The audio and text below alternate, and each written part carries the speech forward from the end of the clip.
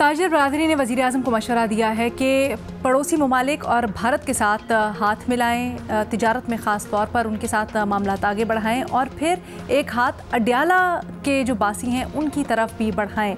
सलीम साफ़ी साहब, क्या समझते हैं किस हद तक ये मशवरा काबिल अमल है, ख़ासकर ये जो पॉलिटिकल साइड पे बात हो रही है अडयाला इमरान खान से हाथ मिलाने की? वो ये दोनों अच्छे मशवरे हैं और हुकूमत को करने चाहिए, उस पर अमल करना चाहिए, लेकिन मेरे ख़्याल में इस पे अमल करना इतना आसान नहीं होगा।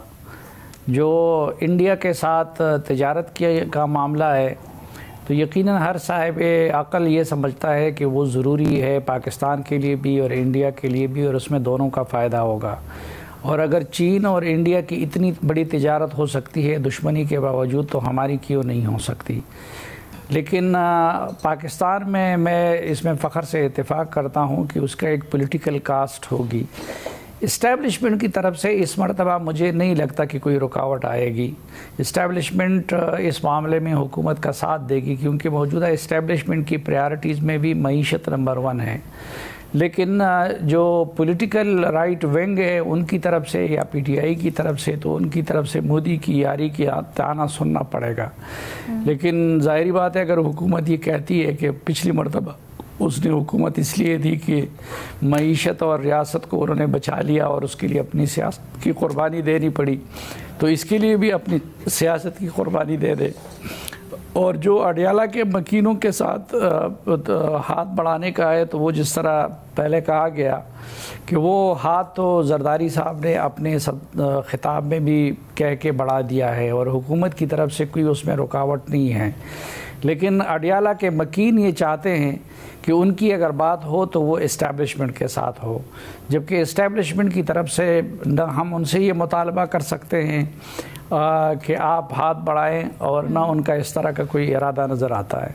ठीक है, जो मामला है सारा का सारा, बैरिस्टर सैफ साहब क्या सोच रहे हैं खैबर पख्तूनख्वा में प्रैक्टिकली, क्या अब इसको दुरुस्त किया जाएगा या इसको कुछ रीप्रोग्राम करने के बारे में सोचा जा रहा है, या फिर वैसे ही चलेगा जैसे पहले चल रहा था?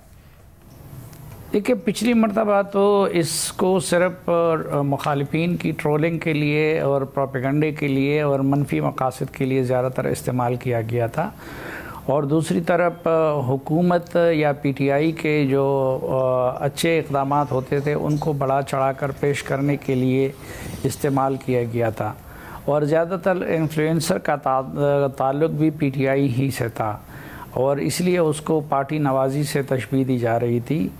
लेकिन अभी अगर हुकूमत करने जा रही है तो जिसकी तरफ आपने इशारा किया, तो इस वक्त एक तो पता नहीं कि हुकूमत किस तरह इसको रिवाइव करेगी, लेकिन सूबे की जो इक़्तिसादी हालत है इस वक्त, यूनिवर्सिटियाँ वहाँ पे बहरान की शिकार हैं, हॉस्पिटल बहरान के शिकार हैं।